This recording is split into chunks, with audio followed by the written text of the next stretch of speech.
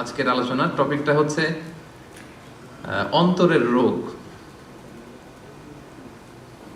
আমরাদুল কুলুব। আত্মার কিছু রোগ আছে, আমরাদুল কুলুবি ওয়া ইলাজুহা, অন্তরের রোগ এবং এই রোগের চিকিৎসা। ভেরি সিম্পল, আই রিপিট, অন্তরের রোগ এবং এই রোগের চিকিৎসা। আমরা চিকিৎসা করি, আমরা এক ধরনের ডাক্তার, তবে আমরা ওই যে অস্ত্রোপচার করি না, অপারেশন করি না, আমরা হচ্ছে আধ্যাত্মিক ডাক্তার।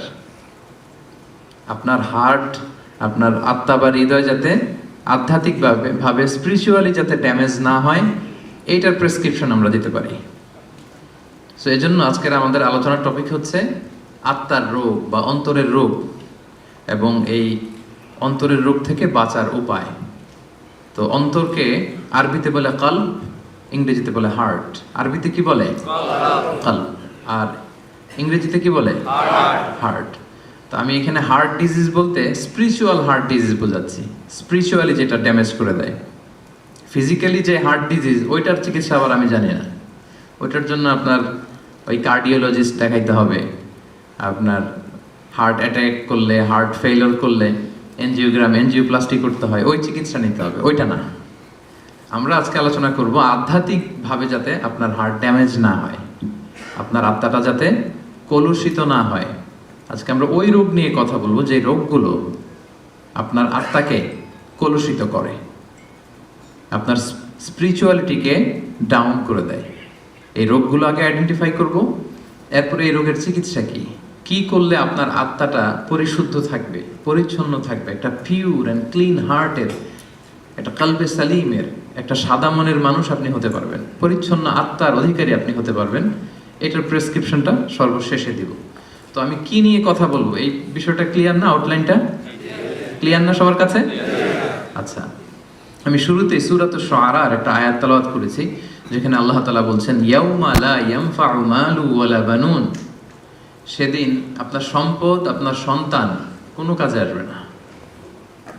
সেদিন বলতে কিয়ামতের দিন, কিয়ামতের সে কঠিন সময়ে আপনার সন্তান আপনার কোনো উপকার করবে না, আপনার সম্পদ আপনারে বাঁচাতে পারবে না। তবে ইল্লা মান আতাল্লাহ বিকলবিন সালিম, সেদিন যে কলবে সালিম নিয়ে আল্লাহর সামনে দাঁড়াতে পারবে সেই বেঁচে যাবে। সুবহানাল্লাহ। কলবে সালিম, এই কথাটা আমরা প্রায় শুনি না? আমরা বলি ভাই এই লোকটা কিন্তু কলবে সালিমের অধিকারী, মানে পরিচ্ছন্ন হৃদয়ের অধিকারী, পরিচ্ছন্ন মনের অধিকারী, ক্লিন হার্ট, পিওর হার্ট, সাদা মনের মানুষ।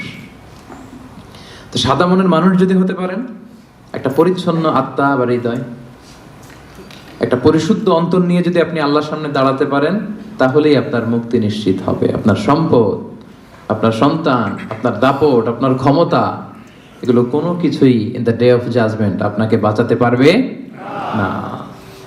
এর কারণ হচ্ছে আল্লাহর হাবিব সাল্লাল্লাহু আলাইহি ওয়াসাল্লাম খুব চমৎকার ভাবে বলেছেন যে ইন্নাল্লাহা লা ইয়ানজুরু ইলা সুওয়ারিকুম ওয়া আমওয়ালিকুম, কিয়ামতের দিন আল্লাহ তাআলা তোমাদের চেহারা দেখবেন না, কে কত সুন্দর, সাদা না কালো, উঁচু না লম্বা, বিউটিফুল না আগলি, এটা দেখবেন না।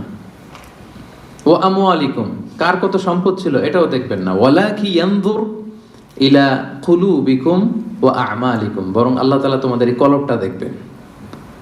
সেদিন আল্লাহ তাআলা কি দেখবেন? কলবটা দেখবেন, আপনার হৃদয়টা দেখবেন, এটা কলবে সালিম কিনা।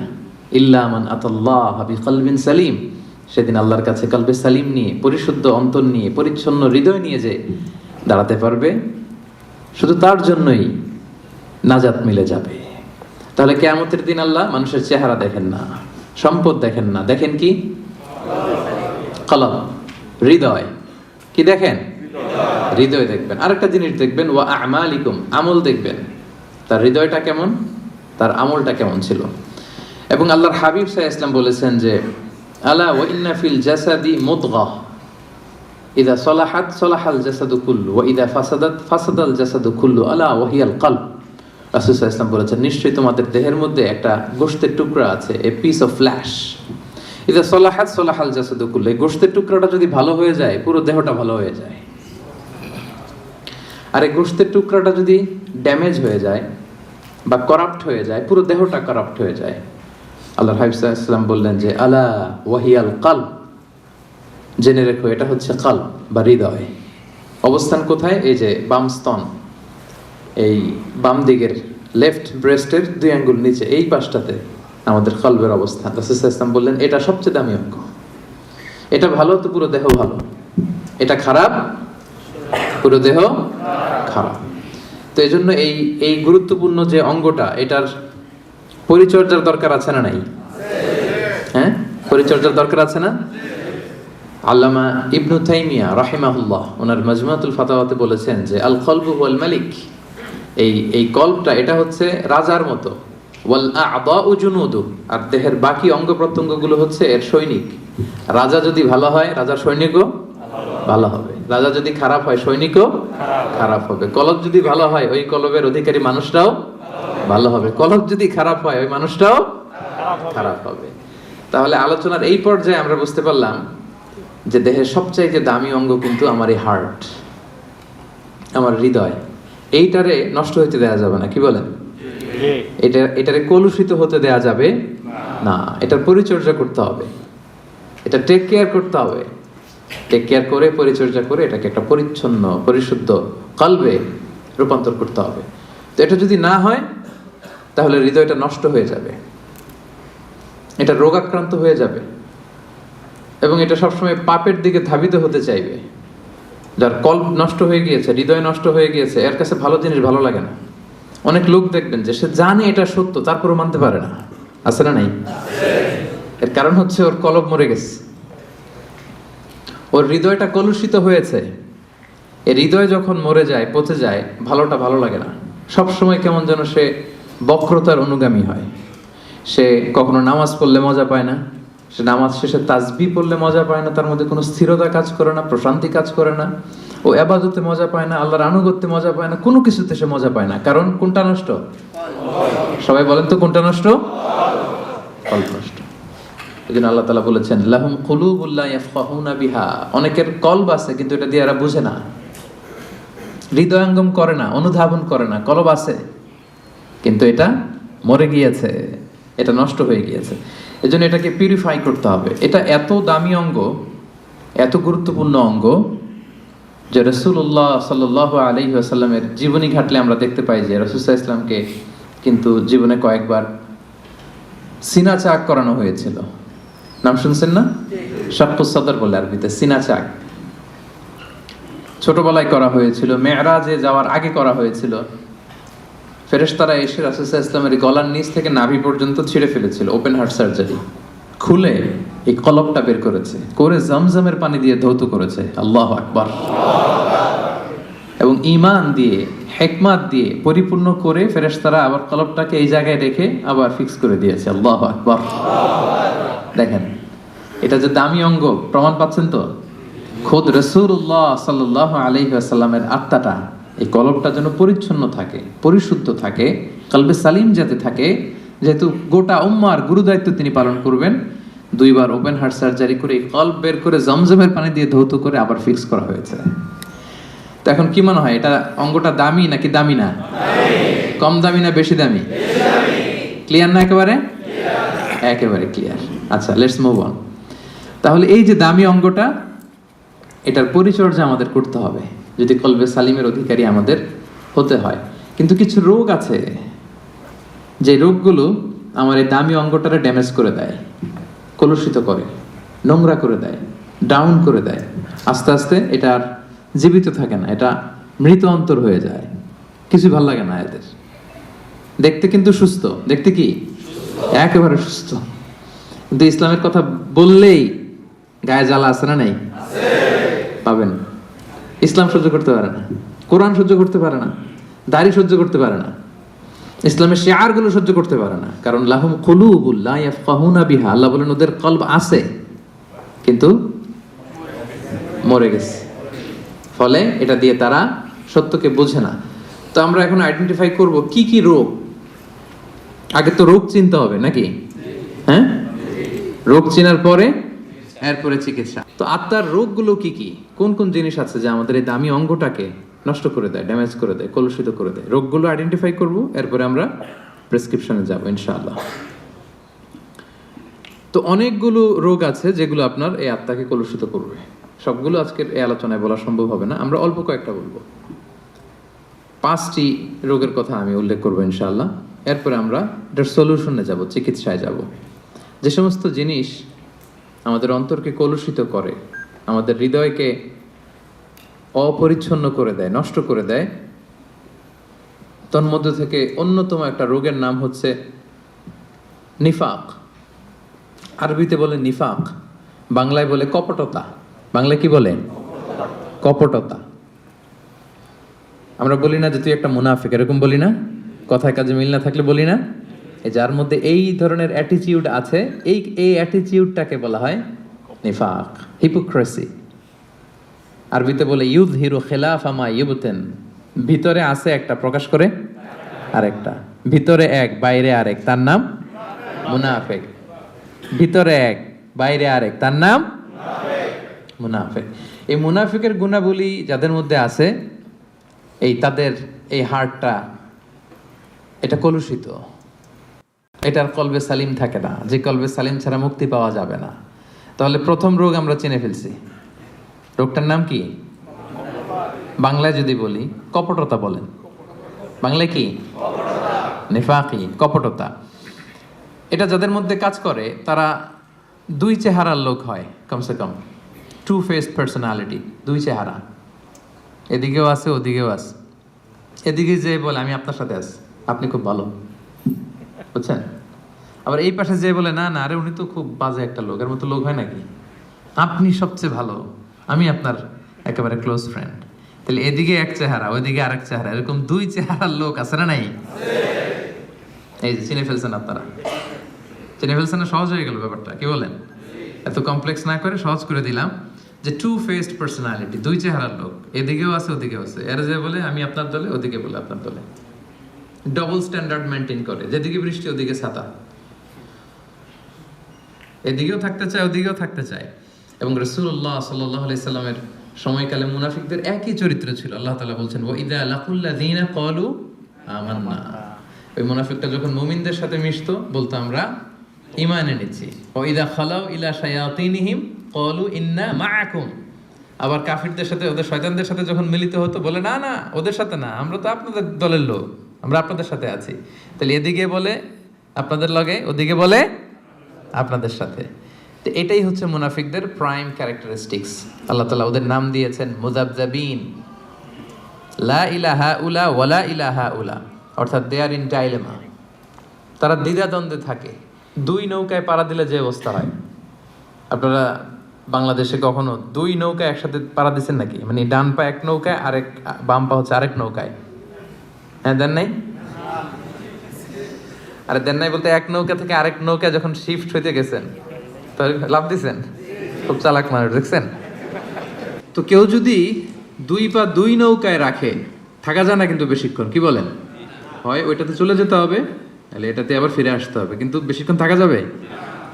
আল্লাহ বলতেছে ওরা এরকম মুযাবযাবিন, নেহি এদার নেহি ওদার, তার মিয়ান মে সদর বদর, ডানেও না বায়েও না, কই যাবে জানেও না। তো এইটারই বলে নিফাকি, এক চরিত্রের লোক হইতে হবে ভাইরা। এদিকে এদিকে একবার ওদিকে একবার, এরকম করা যাবে না। তো খুব সহজ ভাবে যদি আমি বলি যে মুমিনদের দৃষ্টান্ত হচ্ছে মৌমাছির মতো, আর এই মুনাফিকদের দৃষ্টান্ত হচ্ছে মাছির মতো।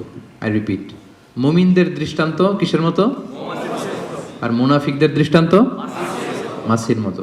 মৌমাছি কিন্তু সব জায়গায় বসে না। মৌমাছি সুন্দর সুন্দর জায়গায় বসে, ফুলের উপর যেয়ে বসে, সুঘ্রাণ আছে যেখানে, হ্যাঁ ওখানে যেয়ে বসে, ফ্লাওয়ার নেকটার যেগুলো পুষ্পরস টেনে নিয়ে আসে ওদিকে বসবে। মাছি শুধু ভালো জায়গায় বসে না, সে ফুলের উপর বসে, সে খাবারের উপর বসে, টয়লেটের দরজা খোলা থাকলে ওদিক যেও বসে, ঠিক কিনা? টয়লেটের ভিতরে যেয়ে, ময়লার উপরে যেও বসে। তো মুনাফিকদের দৃষ্টান্ত এরকম, এরা সব জায়গায়, এরা ভালো খারাপ বাছ বিচার করতে জানে না। কিন্তু বিশ্বাসীরা কি সব জায়গায় যায়? কথা বলেন না। তারাই যে এরকম সেতিয়া সিটি কনভেনশন সেন্টার, এই যে একটা দিনই হালাকা, কি মজা পাচ্ছি না আমরা? এই মুমিনরা এরকম পবিত্র জায়গায় আসে। তাহলে মুমিনদের দৃষ্টান্ত হচ্ছে তারা মৌমাছির মতো, আর মুনাফিকদের দৃষ্টান্ত হচ্ছে তারা মাছির মতো। আল্লাহ রাসূল সাল্লাল্লাহু আলাইহি ওয়াসাল্লাম ব্যাপারটাকে আরো সহজ করে দিয়েছেন আপনাদের জন্য, আরো ইজি। তিনি বলেছেন আয়াতুল মুনাফিকি সালাস, মুনাফিক চিনবা তিনটা জিনিস দেখে। রাসূল সাল্লাল্লাহু আলাইহি ওয়াসাল্লাম আরো সহজ করে দিচ্ছেন আইডেন্টিফাই করবার জন্য। আমরা তো এখন আল্ট্রাসাউন্ড, এমআরআই এটা করে এরপরে রাসূল সাল্লাল্লাহু আলাইহি ওয়াসাল্লাম দেখেন বলে দিচ্ছে কিভাবে চিনবা তোমার মধ্যে নেফাকি আছে কিনা। তিনি বলেছেন মুনাফিকদের এক নম্বর বৈশিষ্ট্য হচ্ছে ইদা হাদ্দাসা কাযাবা, কথা বললেই মিথ্যা বলে। কথা বললে কি বলে? আচ্ছা, একটা পাওয়া গেল। ওয়া ইদা ওয়াআদা আখলাফা, প্রমিস দিয়ে রাখে না, কথা দিয়ে কথা রাখে না। ওয়া ইদা তুমিনা খানা, আমানতের খেয়ানত করে। সহজ হয়ে গেছে না এখন? এবার একটু মিলায় নেন, খুব বেশি খুশি হওয়ার কিছু নাই। আমাদের মধ্যেও থাকতে পারে এরকম ঝামেলা, কি বলেন? মানে অনেকে খুব হাসিতে খুশিতে গদগদ না, সবসময় আলোচনাগুলো নিজের সাথে মিলাইতে হবে যে আমি মাঝে মাঝে মিথ্যা বলে ফেলি কিনা, আমি মাঝে মাঝে প্রমিস দিয়ে ব্রেক করি কিনা, আমি আবার আমানতের খেয়ানত করে ফেললাম কিনা। এরকম ভয় থাকার দরকার আছে না নাই? হ্যাঁ, নিজের সাথে মিলাইতে হবে, নিজেকে বারবার জাজমেন্ট করতে হবে, নিজের সাথে নিজের বোঝাপড়া করতে হবে। তাহলে এখন আরো সহজ হয়ে গেল আইডেন্টিফাই করা। কথা বললে মিথ্যা বলে, কথা দিয়ে রাখে না, আমানতের কি করে? খেয়ানত করে। তো এই গুণগুলো যদি কারোর মধ্যে থাকে, আল্লাহ পাক বললেন ফি কুলুবিহিম মারাদ, ক্লিয়ার, একেবারে স্পষ্ট যে এদের অন্তরে রোগ ধরেছে, এদের অন্তরে রোগ বাসা বেঁধেছে। আপনার অন্তর রোগ আক্রান্ত, এই বিষয়গুলো যদি থাকে, মিথ্যা বলা, কথা দিয়ে কথা না রাখা, আমানতের খেয়ানত করা, যদি দেখেন যে আমাদের মধ্যে এগুলো আছে, বুঝবেন যে আস্তে আস্তে কিন্তু ড্যামেজ করে ফেলতেছে এই দামি অঙ্গটাকে, ড্যামেজ হয়ে যাচ্ছে। এবং এই মুনাফিকদের অবস্থান হবে জাহান্নামে একেবারে অতল গহ্বরে। ইন্নাল মুনাফিকিনা ফি দারকিল আসফালি মিনান নার ওয়া লান তাজিদা লাহু নাসীরা, তারা জাহান্নামের একেবারে অতল গহ্বরে থাকবে, তলদেশে থাকবে, এদেরকে বাঁচানোর সেদিন কেউ থাকবে না। তাহলে এক নম্বর রোগ আজকে আমরা এই কনভেনশন থেকে চিনে গেলাম, যেটা আমার আত্মারে নষ্ট করে দেয়। রোগটার নাম কি? মুনাফিকি, নিফাক। নিফাক বাংলায় কপটতা। বাংলায় একটু বলেন, বাংলায় কি? কপটতা। তাহলে ইজি হয়ে গেছে না? চিনছেন না সবাই? এটা যেন আমাদের হৃদয়ে বাসা বাঁধতে না পারে, ট্রাই করতে হবে, তাহলে কিন্তু অন্তর ড্যামেজ হয়ে যাবে। তাহলে এক নম্বর রোগ চিনলাম। দুই নম্বর রোগের দিকে চলে যাই। দুই নম্বর রোগের নাম হচ্ছে, দুই নম্বরে গেছে কিন্তু আমি কিন্তু শেষের দিকে জিজ্ঞেস করব যে বলেন কয়টা, কি কি মনে থাকবে তো? দুই নম্বর রোগের নাম হচ্ছে আল খিবের। আল খিবের বাংলায় বলে অহংকার। বাংলায় কি বলে? ইংরেজিতে বলে অ্যারোগ্যান্স, আর বাংলায় বলে অহংকার। আলহামদুলিল্লাহ আমাদের এখানে কারো এটা নাই। হ্যাঁ, দেখছেন, আমি বাঁচাই দিতে চাই আর এরা বলে, এরা আরো ভেজালে জড়ায় যাচ্ছে, কে আছে। আল কিবের অহংকার, ইংরেজিতে অ্যারোগেন্স বলে, অথবা ইগো। অনেকে দেখবেন ইগোর চোটে কথাই বলতে পারে না। আমি কোন হনুরে বলেন এরকম? হ্যাঁ, আমি কোন হনুরে, এর পায়ে মাটিতে নামতে চায় না, কথাই বলতে চায় না। বুঝতে পারছেন? রাসূল সাল্লাল্লাহু আলাইহি ওয়াসাল্লাম এটার সংজ্ঞা দেখেন। রাসূল সাল্লাল্লাহু আলাইহি ওয়াসাল্লাম আইডেন্টিফাই করা আমাদের জন্য এত সহজ করে দিয়েছেন যে অহংকার কাকে বলে, কিবির কাকে বলে। রাসূল সাল্লাল্লাহু আলাইহি ওয়াসাল্লাম বলেছেন আল কিবিরু বাতারুল হাক্কি ওয়া গামতুন নাস। অহংকার হচ্ছে সত্যকে প্রত্যাখ্যান করা, নিজেকে বড় মনে করে, জানি এটা সত্য, মানব না। ওয়া গামতুন নাস, মানুষকে তুচ্ছ জ্ঞান করা, এটা হচ্ছে অহংকার। এই অহংকার যার মধ্যে আছে, এর হৃদয়টা কুরে কুরে খেয়ে হৃদয়টা শেষই করে ফেলবে, ড্যামেজ করে দিবে, একেবারে কলুষিত করে দিবে। কলবে সালিম তো দূর কি বাত। এজন্য এই অহংকার থেকে বেঁচে থাকতে হবে। কখনো বলা যাবে না আমি বড়। কি বলা যাবে না? এটা বলা যাবে? তো বললেন যে আমি বলছি এজন্য, মানে এটা বলা যাবে না, এজন্য আমরা বলছি, তাই না? যে এই জিনিসটা বলা যাবে না, আমি বড়, এটা বলা যাবে না। না, আমি বড় না। নিজে যাকে বড় বলে বড় সে নয়, লোকে যাকে বড় বলে বড় সে হয়। দেখেন বিষ্ণু ইসলাম কত বড় ফিলোসোফার। উনি নিজে দোয়ার মধ্যে এটা বলতেন, আল্লাহুম্মা জাআলনি সাবুরা ওয়া জাআলনি শাকুরা ওয়াজআলনি ফি আইনি সাগীরা ওয়া ফি আ'য়ুনিন নাসি কাবীরা। আল্লাহ আমাকে ধৈর্যশীল বানান, আল্লাহ আমাকে শুকরগুজার বানান, আল্লাহ আমার চোখে আমারে ছোট বানান, আল্লাহ মানুষের চোখে আপনি আমারে বড় বানান। সুবহানাল্লাহ। এজন্য মানুষের চোখে যদি বড় হইতে চান, বড় যদি হতে চাও, ছোট হও তবে। কি সুন্দর কথা আমরা ছোটবেলা শিখছি, অহংকার পতনের। দেখছেন এই যে খনার বচনগুলো, এগুলো কিন্তু এমনি এমনি না, অসাধারণ শিক্ষা কিন্তু আমাদেরকে দেয়া হয়েছে সে আদিকাল থেকে, আমরা মানি না আমরা। তাহলে 2 নাম্বার রোগ আমরা আরো সহজে চিনে যাচ্ছি, যে নিজেকে বড় বলে কখনো বলা যাবে না, নেভার। আমি বড় এটা বলছেন তো মরছেন, আমি বড় এটা বলা যাবে। আমি বড় এটা সর্বপ্রথম বলছিল হচ্ছে ইবলিস। কে বলছিল? ইবলিস। আল্লাহ বললেন সেজদা দাও, কি বললেন? সব ফেরেশতাদের বললেন সেজদা দাও, সবাই সেজদায় লুটিয়ে পড়লো। সেজদা দেয় নাই একজন, কে? ইবলিস। কেন দেয় নাই? আল্লাহ বললেন সেজদা দিলি না কেন? কয় আমি বড়। কি বলে?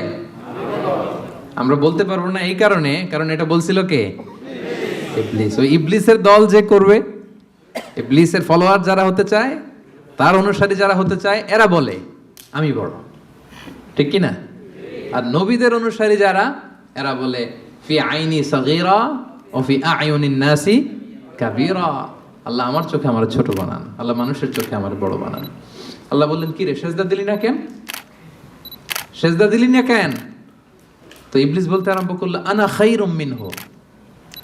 সে আল্লাহর সাথে এখন ডিবেট করতেছে, সে যুক্তি দিচ্ছে, সে বলে যে আনা খায়রুম মিনহু, দেই না এই কারণে, কারণ আমি ওর চেয়ে শ্রেষ্ঠ, এটাই তো আমি বড়। কি বলেন? ইবলিস বলতেছে আনা খায়রুম মিনহু, সেজদা দেই নাই কারণ আমি আদমের চেয়ে শ্রেষ্ঠ। খলাকতাহু মিন নার, খলাকতানি মিন নার, আপনি আমাকে সৃষ্টি করেছেন আগুন থেকে, ওয়া খলাকতাহু মিন তিন, আর ওকে সৃষ্টি করেছেন মাটি থেকে। আগুনের ধর্ম হচ্ছে দাউ দাউ করে লেলিহান শিখা উপরের দিকে ওঠে, আগুন ঊর্ধ্বগামী, আর মাটির একটা ঢিলা ফেলে দেন ধপাস করে নিচে পড়ে, মাটি নিম্নগামী। সে দেখেন যুক্তি খাটাইছে। সো ঊর্ধ্বগামী কোনো জিনিস নিম্নগামী কোনো জিনিসের সামনে মাথা নোয়াতে পারে না। ওই যে আমি বড়। আল্লাহ তাআলা বললেন ফখরুজ মিনহা, এই জান্নাত থেকে বের হয়ে যা, এই জান্নাত তোর জন্য আমি চিরকালের জন্য হারাম করে দিলাম। মালউন, সে মালউন, চির অভিশপ্ত। তো ইবলিসের ফলোয়ার যারা হতে চায় তারা বলে আমি বড়, আর নবীদের অনুসারী যারা হতে চায় তারা কি বলে? ফি আইনি সাগীরা ওয়া ফি আ'য়ুনিন নাসি কাবীরা।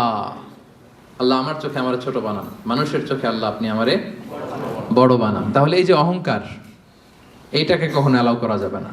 এই অহংকার করলেই আপনার এই অন্তরটা ড্যামেজ হয়ে যাবে। সব সময় কায়মনোবাক্যে আল্লাহর কাছে বলবেন, আল্লাহ অহংকারের খাঁচা থেকে মুক্ত করো তুমি আমায় প্রভু হয়ে। হে আল্লাহ, অহংকারের খাঁচা থেকে তুমি আমারে বাঁচাও। অহংকার যেন আমাকে ধরতে না পারে, আমাকে যেন স্পর্শ করতে না পারে। এই দোয়াটা করা যাবে না। আর অহংকার থেকে বাঁচার জন্য ওই হচ্ছে আগে সালাম দিবেন। আল বাদিউ বিস সালামি বারিউম মিনাল কিবর। রাসূল সাল্লাল্লাহু আলাইহি ওয়াসাল্লাম বলেছে যে আগে সালাম দেয় তার হৃদয় থেকে অহংকার তুলে নেয় কে? আদম আলাইহিস সালামকে সৃষ্টির পরে আল্লাহ বলেছেন সাল্লিম আলা উলাইকান নাফার, আদম সেজদা দাও, সালাম দাও। ওহুম নাফারুম মিনাল মালাইকাতি জুলুস, এরা ছিল ফেরেশতাদের মধ্যে থেকে বসা একটা দল। দেখেন আদম আলাইহিস সালামের অন্তরে যেন এই অ্যারোগ্যান্স, এই কিবের, অহংকার, ইগো যেন গ্রো করতে না পারে। সৃষ্টির পরে আল্লাহ আদমকে বলে নাই আদম আমার সেজদা দাও, আদম জিকির করো। বলেছিল কি আদম কি করো? সালাম দাও। কারণ আল বাদিউ বিস সালামি বারিউম মিনাল কিবর, আগে আগে যে সালাম দেয় তার হৃদয়ে কখনো অহংকার থাকে না। এটা পারা যাবে? আগে আগে সালাম দেওয়া যাবে?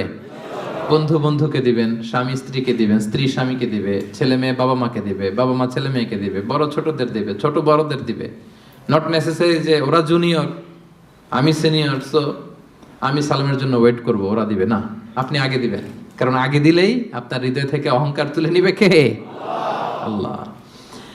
এবং আল্লাহর হাবিব সাল্লাল্লাহু আলাইহি ওয়াসাল্লাম বলেছেন যে লা ইয়াদখুলুল জান্নাতা মান কানা ফি কলবিহি হাববাতু খারদালিন মিন কিবর, যার অন্তরে যাররা পরিমাণ, সরিষার দানা পরিমাণ অহংকার যার অন্তরে থাকে, সে কখনো আল্লাহর জান্নাতে প্রবেশ করবে না। এর কারণ কি জানেন? কারণ হাদিসে কুদসিতে আল্লাহ তাআলা বলেছেন, এর কারণ হচ্ছে আল কিবরিয়া ও রিদাই। আল্লাহ বলে অহংকার আমার চাদর। অহংকার কি? আমার চাদর। আমি একটা চাদর পরে আছি, আপনি ধরে পিছন থেকে টান দিলেন, মেনে নেওয়া যায়। আল্লাহর গায়ের চাদর ধরে যদি টান দেন আপনি, এটা কত বড় বেয়াদবি কল্পনা করতে পারেন আপনি? যারা নিজেকে বড় মনে করতেছেন, বা আমরা যারা নিজেদেরকে বড় মনে করি, আমি বড়, আমি বেশি জানি, আমি ওর চেয়ে শ্রেষ্ঠ, আমি সুপিরিয়র, আমি আমি যারা করে, এরা বেসিকলি আল্লাহ তাআলার চাদর ধরে টান দেয়। নাউজুবিল্লাহ পড়বেন না? কি আছে আপনার অহংকার করার? কি আছে? হাল আতা আলাল ইনসানি হিনুম মিনাদ দাহরি লাম ইয়াকুন শাইআম মাযকুরা। একটা সময় ছিল উল্লেখ করার মতো আমরা কিছুই ছিলাম না, ছোট্ট একটা শুক্রাণু, মাইক্রোস্কোপ ছাড়া দেখাও যায় না। বাবার পিঠ থেকে মায়ের জরায়ুতে যেয়ে বসলাম, 9 মাসে একটু একটু করে বড় হয়ে দুনিয়াতে আসলাম। আসার সাথে সাথে ওয়া কাপড় নাই, চোপড় নাই, কিচ্ছু নাই, উলঙ্গ, নেকেড, কিছু খেতেও পারি না, দিলে এদিক দিয়ে বের হয়ে যায়। একেবারে ছোট্ট নিউবর্ন বেবিরে খাওয়াইতে দেখছেন, সুজি ঢুকানো যায় না মুখে। প্রত্যেকের ঘটছে এটা, যেখানে রাখছে পেশাব পায়খানা করে শয়লাভ, কেউ বাকি নাই। আমরা এরকম সবার একই হিস্ট্রি, ঠিক কিনা?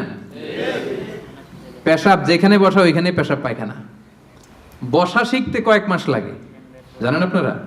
ছোট বাচ্চা একটা বসাই দিলে এদিকে পড়ে যায়, ওদিকে পড়ে যায়, বালিশ দিয়ে ঠেকনা দিয়ে ওরা বসাইতে হয়। বসা শিখতে লাগে ওর কয়েক মাস, দাঁড়াতে শিখতে ওর 1 বছর লেগে যায়। বড় হওয়ার পরে 5 দিনের জ্বর হইলে এই চেহারা আর থাকে না। এই চেহারার যে গ্লেস, নাদুস নুদুস, আপনি ওই কি বলে কোভিড যাদের হয়েছে, কাশতে কাশতে কি অবস্থা দেখছেন? এই যে চেহারার হালত দেখছেন? ডায়রিয়া যদি হয় 5 বার 6 বার 7 বার টয়লেটে গেলে ওর দিকে আর তাকানোই যায় না। আমি নাই তো তুই নাই কেন? তুই না অনেক বড়, আমি বড়? তুই না এতদিন বলছিলি আমি বড়? 5 বার 6 বার টয়লেটে হইলে, টয়লেটে গেলে কাঁধে ভর দিয়ে আর একবার টয়লেটে যাওয়া লাগে। আবার লম্বা চূড়া হায়াত যদি পায় 70 80 বছর, একই ঘটনা। আবার খাবার এদিক দিয়ে দিলে এদিক দিয়ে বের হয়ে যায়। 80 বছর বয়স, আবার যেইখানে বসে প্রস্রাব পায়খানা করে সমান, তাই না? তো এই তো জীবন। আপনি বড় হইলেন কোথায়? হাল আতা আলাল ইনসানি হিনুম মিনাদ দাহরি লাম ইয়াকুন শাইআম মাযকুরা। একটা সময় ছিল আমাদের উল্লেখ করার মতো আমি কিছুই ছিলাম না, আবার ওইদিকেই যাব। আবার সব শেষে আবার উলঙ্গ, কাপড় চোপড় ছাড়া একেবারে আবার দিয়ে আসা হবে। তো আপনি অহংকার করার সুযোগটা পেলেন কোথায় ভাই? করা যাবে এটা? এটা করলে কিন্তু আপনার এই দামি অঙ্গটা কলুষিত হয়ে যাবে। তাহলে 2 নাম্বার রোগ কি চিনতে পারছি আমরা? হ্যাঁ, 1 নাম্বার রোগের নাম কি ছিল? নিফাক। এখন কিন্তু সাবধান হয়ে গেছে, একটু আগে বলছিলাম ধরবো, এখন খেয়াল করে রাখছি। 1 নম্বরে নিফাক বা কপটতা। আরবিতে বলবেন না বাংলায় বলবেন? বাংলায় বললে কপটতা বলে, মুখস্থ রাখতে সুবিধা। মানে আলোচনাটা শেষে যাতে যেতে যেতে নোট করেও নিতে পারেন, এরকম মাথায় নিয়ে গেলাম আমরা। প্রথমটা কি ছিল? কপটতা। যেটা নিফাক বলতেছেন মুনাফিকি, ওইটাই বাংলায় কি? কপটতা। 2 নাম্বার যেটা শিখলাম ওইটা অহংকার। তাহলে অহংকারের সাথে আমাদের কোনো সম্পর্ক আছে? আজকের এই কনফারেন্স থেকে অহংকারকে আমরা সবাই না বলে দিব। অহংকারকে আমরা কি বললাম? এই আপনাদের আওয়াজ। 500 জন মানুষ না বললে এতটুকু আওয়াজ হবে আমি বিশ্বাস করি না। অহংকারকে আমরা কি বললাম? কপটতাকে আমরা কি বললাম? ওকে। 3 নাম্বার রোগের নাম হচ্ছে আল হাসাদ। বাংলায় হচ্ছে হিংসা। বাংলায় কি? হিংসা। ইংরেজিতে জেলাসি। এটাও আমাদের কারণ নাই এখানে, দেখছেন? মানে কেউ আমার দলে থাকতে চায় না। আমি বলি আমাদের কারণ নাই, সবাই বলে আছে। তো এই যে জেলাসি, হিংসা, যেটা ইট বার্নস ইউরসেলফ ইনসাইড, এটা খালি জ্বালায় দেয় ভিতরে। হ্যাঁ, হিংসার অনলে দগ্ধ হয় অন্তর সব সময়। হিংসা করবেন তো এদিকে জ্বলবে, জ্বলতে থাকে। কারো ভালো সহ্য হয় না, এরকম আছে না? উন্নতি করতেছে, সহ্য হয় না। ওর ব্যবসা ভালো হইতেছে, সহ্য হয় না। ও ভদ্র, ওর আখলাক ভালো, সহ্য হয় না। সমাজে তার একটা অবস্থান, সহ্য হয় না। শুধু হিংসা, শুধু হিংসা। এবং এটা থেকে আলেমরাও মুক্ত না, বলে আইয়াযু বিল্লাহ, আল্লাহ তুমি হেফাজত করো। আলেম সমাজ এটা থেকে মুক্ত না। হিংসা দাউ দাউ করে শুধু জ্বলে, বার্ন ইনসাইড, এইটা জ্বালায় দেয় আপনার। এটা কলবে সালিম তো দূর পরে, এটা তো জ্বলিয়ে গেছে।